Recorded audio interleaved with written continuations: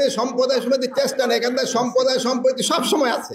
বাংলাদেশের মতো এত সম্প্রদায় সম্প্রীতি কোথাও নাই। এখানকার যত সম্প্রদায় সম্প্রীতি আছে আপনি অন্যান্য আশেপাশে দেখেন কিভাবে কি ঘটে। আমাদের দেখেন এখানে আমাদের হিন্দু মুসলমান বৌদ্ধ খ্রিস্টান সব ভাই বোনেরা কিন্তু একসাথে আসছে, সবাই কিন্তু কাজ করে যাচ্ছে। হিন্দু মুসলমান বৌদ্ধ খ্রিস্টান এখানে কারো কোনো ভেদাভেদ নাই। আমরা এখানে সবাই আমরা বাংলাদেশি এবং বাংলাদেশি হিসাবে আমরা এখানে কিন্তু সবাই আসছি এবং আমরা এখানে একটা পুণ্য স্নান করে সবাই আপনাদের আপনার পুণ্য সব সময় থাকতে পারি, এটার জন্য ব্যবস্থা করা হয়েছে। আমি আপনাদের সবাই ধন্যবাদ দিই।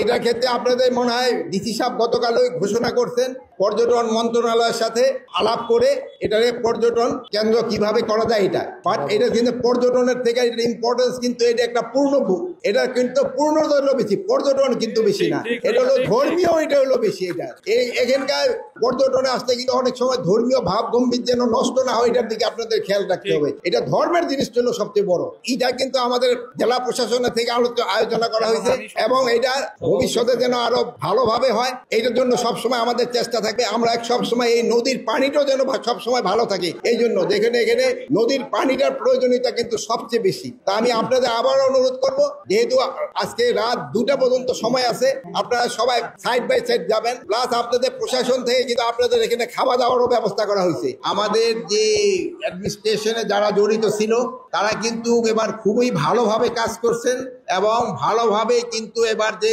এই যে একটা পবিত্র কাজ যেন সবাই ভালোভাবে সম্পাদন করতে পারে এটার জন্য তারা ব্যবস্থা করছেন। আপনারা সবাই জানেন এই পুরানো ঘটনাটা আমি আপনাদের বলতে চাই না, যেহেতু এখানে গোসল করার পর সবাই কিন্তু পবিত্র হয়ে যায়। আমি আশা করব এখানে গোসল করার পর আপনারা যে পবিত্র হয়ে যাচ্ছেন এটা সবসময় এটা বজায় রাখবেন, এটা যেন পবিত্র যেন আপনারা সবসময় থাকেন।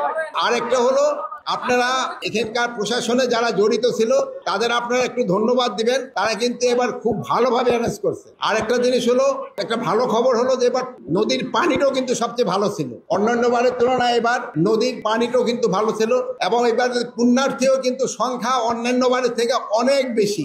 এবার পুণ্যার্থীদের সংখ্যাও অনেক বেশি। প্লাস আবার এবার যে ইটা পড়ছে ওটাও কিন্তু রাত 2টা থেকে মনে হয় লগ্নটা শুরু হয়েছে, ওটা মনে হয় শেষ হবে আজকে রাত 12টায় শেষ হবে।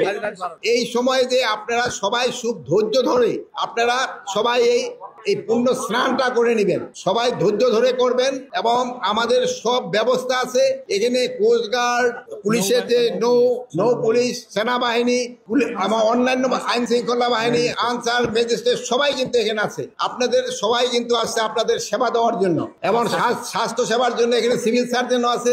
আপনারা দেখছেন যে ডিভিশনাল কমিশনার সাহেব আসছেন, ডিআইজি পুলিশ আসছেন, ডিসি সাহেব আসছেন, তারপরে এসপি সাহেব আসছেন এবং প্রায় সেনাবাহিনীরও 7 ফিল্ডের সিউ সাহেব আসছেন। আপনি নিজেই বললেন যে পরিস্থিতি খুবই ভালো এবং আপনারা এইটা যদি প্রচার করেন কে কোন মিথ্যা সংবাদ দিল এটা কিন্তু অটোমেটিক হয়ে যাবে, কোন টিউবে কোথায় কি বললো।